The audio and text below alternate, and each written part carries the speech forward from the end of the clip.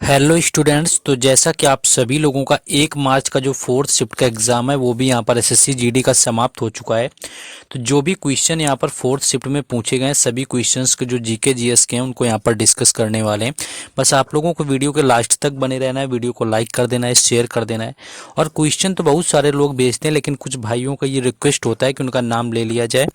तो कुछ क्वेश्चन भेजे थे, एक भाई था जितेंद्र गुर्जर, उसने भेजे हुए थे और उसने कहा था कि मेरा भाई नाम ले लेना। तो जितेंद्र गुर्जर जी देखिए आपका नाम ले लिया यहाँ पर। तो चलिए शुरू करते हैं बिना टाइम वेस्ट के कौन कौन से क्वेश्चन पूछे गए थे। पहला क्वेश्चन आया कि लोकसभा किस अनुच्छेद में है, या फिर आपसे डायरेक्ट अनुच्छेद दे करके लोकसभा के बारे में पूछा गया था। तो देखिए जो आर्टिकल 79 होता है इसके तहत क्या होता है, ये संसद की बात करता है। इसका मतलब होता है कि संसद आपके दो सदन राज्यसभा और लोकसभा के साथ में राष्ट्रपति से मिलकर के बनी होगी। और इसके बाद राज्यसभा की जो बात होती है वो आ जाती है अनुच्छेद 80 यानी कि 80 में, और जब लोकसभा की बात होती है तो अनुच्छेद 81 में। लोकसभा का अगर आपसे पूछा गया था तो अनुच्छेद 81 आर्टिकल 81 यहाँ पर राइट आंसर था। राज्यसभा का आपका 80 यानी कि 80 होता है, लोकसभा का 81 होता है और संसद होता है आपका 79। इसके तहत ये होता है कि संसद का जो गठन के बारे में बात करता है कि दोनों सदनों और राष्ट्रपति से मिलकर के आपका बनेगा। तो ये क्वेश्चन पॉलिटी से यहाँ पर पूछा गया था। नेक्स्ट आगे बढ़ेंगे, लेकिन उससे पहले आपको बताना चाहें कि अगर आप लोग टेस्ट नहीं लगाते हैं, किसी भी एग्ज़ाम के प्रिपरेशन करते हैं मान लीजिए, और अगर आप टेक्स्ट बुक पर टेस्ट नहीं देते हैं तो आप कहीं ना कहीं कंपटीशन में लोगों से पीछे रह जा रहे हैं। देखिए अगर किसी कोचिंग का पर्सनल मॉक टेस्ट देते हैं तो उसमें क्या होता है कि कोचिंग में वही सारी चीज़ें रखी जाती हैं जो ऑलमोस्ट उस कोचिंग में पढ़ाया जाता है, लेकिन टेक्स्ट बुक कुछ पढ़ाता नहीं, ये अलग लेवल के ही क्वेश्चन लाता है जो कि एग्ज़ाम में पूछे गए होते हैं। तो आपको क्या करना है कि यहाँ पर टेक्स्ट बुक पास प्रो आपको 439 यानी कि 439 में मिल रहा है। और पास प्रो में क्या आपका होता है, टेक्स्ट बुक पास में आप एक बार लगा सकते हैं टेस्ट, लेकिन इसमें आपके अनगिनत बार आपके यहाँ पर री अटेम्प्ट भी मिलते हैं, साथ साथ आपको यहाँ पर PYQ यानी कि प्रीवियस ईयर पेपर भी मिलते हैं। तो इसको परचेज करने में जैसे भी आप मेरा यहाँ पर जो कूपन कोड है राज10 यूज करेंगे तो आपको 12% का ऑफ मिलेगा।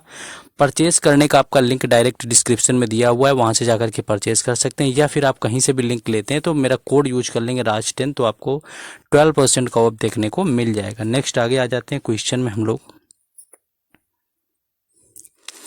नेक्स्ट देखिए जैसा कि ट्रॉफी से रिलेटेड मोस्टली क्वेश्चन हर शिफ्ट में पूछे जा रहे थे, तो यहाँ भी पूछा गया कि विजय हजारे ट्रॉफी और सैयद मुश्ताक अली ट्रॉफी किससे संबंधित है। यहाँ पर देखिए लगातार जो है अभी तक हॉकी की ट्रॉफियाँ पूछी जा रही थी, लेकिन यहाँ पर शायद दोनों एक साथ दे दी थी कि अगर एक ना पता हो तो एक आप आसानी से कर सकते हैं। तो क्रिकेट इसका राइट आंसर हो जाएगा, यानी कि क्रिकेट से जो सैयद मुश्ताक अली ट्रॉफी का भी संबंध है, साथ साथ विजय हजारे ट्रॉफी का संबंध है। और अगर आपसे रणजी की बात करें तो रणजी का भी जो आपका यहाँ पर होता है, रणजी का भी संबंध क्रिकेट से ही होता है। बाकी आपका सुल्तान अजलान शाह कप हो गया, रंगा स्वामी कप हो गया, आगा खान कप आपका थर्ड शिफ्ट में पूछा गया था। ये सारे के सारे क्या है कि आपके हॉकी से संबंधित है। बाकी आपका 3 दिन एग्जाम नहीं है, उसमें मैं कोशिश करूंगा 3 दिन अगले जो एग्जाम नहीं है कि आपकी ट्रॉफी, डांस, फेस्टिवल जितना कुछ हो सकता है मैं टॉपिक वाइज कल से आपको कवर करवा दूंगा सारी चीज़ें, जो कि आसानी से हो जाएंगी। नेक्स्ट क्वेश्चन था जनगणना कितने वर्षों के बाद होती है। बिल्कुल इजी क्वेश्चन पूछा गया था। ऑलमोस्ट 2011 की जनगणना के बारे में तो सभी को पता ही है कि किस तरह के क्वेश्चन पूछे जाते हैं। तो यहाँ पर आपसे यही डायरेक्ट पूछ लिया था कि कितने साल बाद जो होती है जनगणना, तो 10 साल इसका राइट आंसर था। ये तो सभी का क्वेश्चन सही हो गया होगा। एक क्वेश्चन ये बनता है कि जनगणना किस मंत्रालय के अंतर्गत आती है, ये क्वेश्चन ध्यान से देख लेना। गृह मंत्रालय के अंतर्गत आती है जनगणना, और ये पूछा भी जा चुका है कि जो जनगणना होती है वो किस मंत्रालय के अंतर्गत आती है। गृह मंत्रालय के अंतर्गत आती है। और सबसे पहली जनगणना जो है वो 1872 में करी गई थी। 1872 में ये था लॉर्ड मेयो के काल में, लेकिन आधिकारिक जनगणना की जब बात होगी वो 1881 में करी गई थी। आज़ादी के बाद से अगर 2011 वाली जनगणना देखेंगे तो ये 7वें नंबर की होगी, और 1881 से देखेंगे तो ये 15वें नंबर की जनगणना थी 2011 वाली। याद रखना है क्योंकि एक दिन पूछा गया था कि 14वें नंबर की जो जनगणना थी वो कौन सी थी, तो वो 2001 वाली थी, क्योंकि 15वें नंबर की है 2000 यहाँ पर 11 वाली, तो आपकी 14वें नंबर की 2001 वाली। तो इस तरह से आपके क्वेश्चन बन सकते हैं, इसलिए यहाँ पर हम बता रहे हैं, इसको चीज़ों को नोट कर लेना है। नेक्स्ट क्वेश्चन देखेंगे कि लोकमान्य तिलक पुरस्कार जो है 2023 में किसे दिया गया।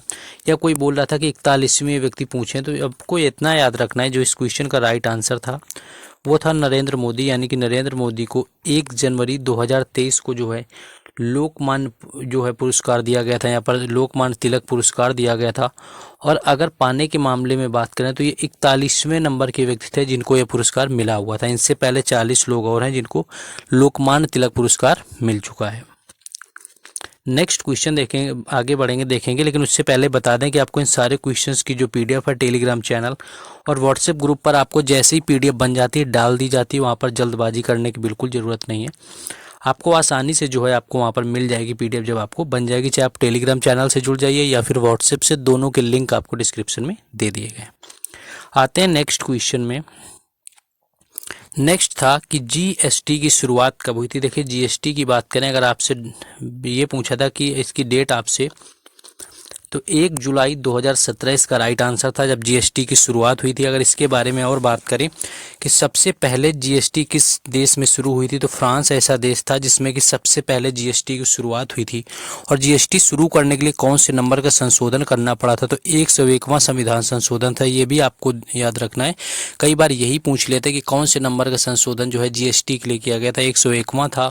और 104 नंबर संशोधन भी कई बार पूछते हैं, क्योंकि एक दिन क्वेश्चन भी आ चुका है। 104वां जो यहाँ पर आपका संशोधन था ये होता है ईडब्ल्यूएस कैटेगरी से, यानी कि जो सामान्य वर्ग के लोग होंगे यानी कि छात्र होंगे उनको 10% की जो छूट दी जाती है, ईडब्ल्यूएस जो कैटेगरी वाला आता है संशोधन, वो 104 नंबर के संविधान संशोधन में हुआ था। बाकी 101 नंबर का जो था वो जीएसटी के लिए किया गया था। 1 जुलाई 2017 में इसकी शुरुआत हुई और सबसे पहले शुरू करने वाला देश जो था वो फ्रांस रहा हुआ था। नेक्स्ट आ जाते हैं अगले क्वेश्चन में। नेक्स्ट देखिए सत्रिय आपका आ चुका है, बिल्कुल आसान। कई बार लगातार मैंने एक्सपेक्टेड फैक्ट में आपका बताया है कि सत्रिय नृत्य का संबंध किस राज्य से है। कोई व्यक्ति नहीं पूछा, डायरेक्ट आपसे यहाँ पर राज्य ही पूछ लिया है। असम राज्य से इसका संबंध है। बाकी इसके अगर गुरु आपसे पूछे कि आपके सत्रिय के गुरु कौन हैं, तो शंकर देव जो हैं यहाँ पर सत्रिय नृत्य के गुरु हैं। इसके साथ साथ आपको ये याद रखना है असम राज्य का शास्त्रीय नृत्य है। वर्ष 2000 के अंदर इसे शास्त्रीय नृत्य का दर्जा दिया गया, जो कि सबसे अंत में दिया गया था। और भारत के जो कुल शास्त्रीय नृत्य हैं वो टोटल 8 हैं, याद रखना है, जिसमें कि 2 नृत्य केवल केरल से आते हैं, जिसमें कि कथकली और मोहिनीअट्टम होता है। बाकी कथक वगैरह पूछा जाता है जो कि उत्तर प्रदेश का आपका है। नेक्स्ट देखिए, जैसा कि वाद्य यंत्र से रिलेटेड जो आपका ऑलमोस्ट पूछा जाता है, जैसे कि आपका 3rd शिफ्ट में बिंदा खान से पूछा गया था, शायद उसमें नहीं मिल पाया था तो नहीं बता पाए हम। बिंदा खान का आपका 3rd शिफ्ट में पूछा गया था, जो कि सारंगी से आपके रिलेट करते थे। नेक्स्ट आपका था कि अमजद अली खान किस वाद्य यंत्र से संबंधित है, ये आपका इस शिफ्ट में पूछा गया। तो सरोद इसका राइट आंसर हो जाएगा, यानी कि अमजद अली खान जो हैं वो सरोद से इनका संबंध है। बाकी पंडित शिव कुमार शर्मा की बात करें तो संतूर से हैं। पंडित रविशंकर की बात करें तो सितार से हैं।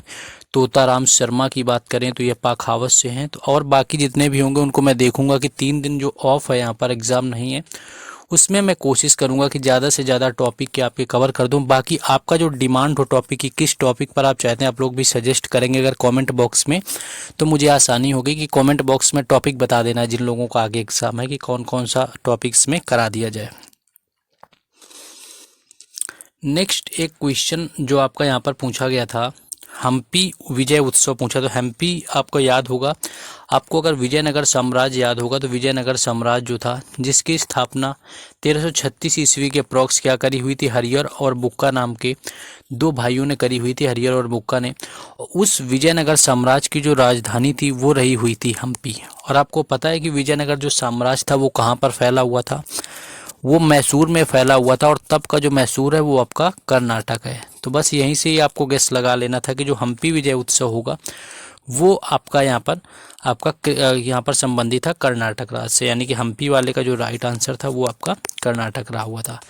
1-2 क्वेश्चन और आपके मिले हुए हैं जिनसे अब एग्जैक्ट यहाँ पर, जैसे आपका पक या कुछ आपसे पूछा गया था, ये आपका यहाँ पर नहीं मिल पाया कि इसका किससे संबंध है।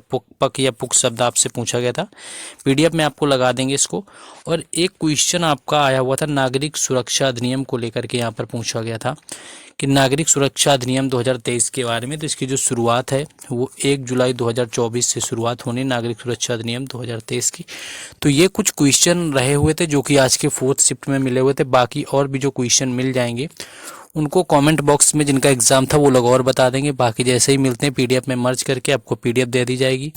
जिनका लिंक आपको जो है PDF मिलने का जो है टेलीग्राम चैनल और व्हाट्सएप ग्रुप में है। बस आपसे क्या है कि 3 दिन आपका एग्ज़ाम नहीं है तो टॉपिक यहाँ पर सजेस्ट करिए कौन से टॉपिक पर करवाया जाए, और उसके साथ साथ क्या करना है, डू सब्सक्राइब द चैनल, क्योंकि अभी तक 4 से 5 दिन एग्ज़ाम बाकी है, उसमें भी हर शिफ्ट का एनालिसिस हम आपको करवाएंगे।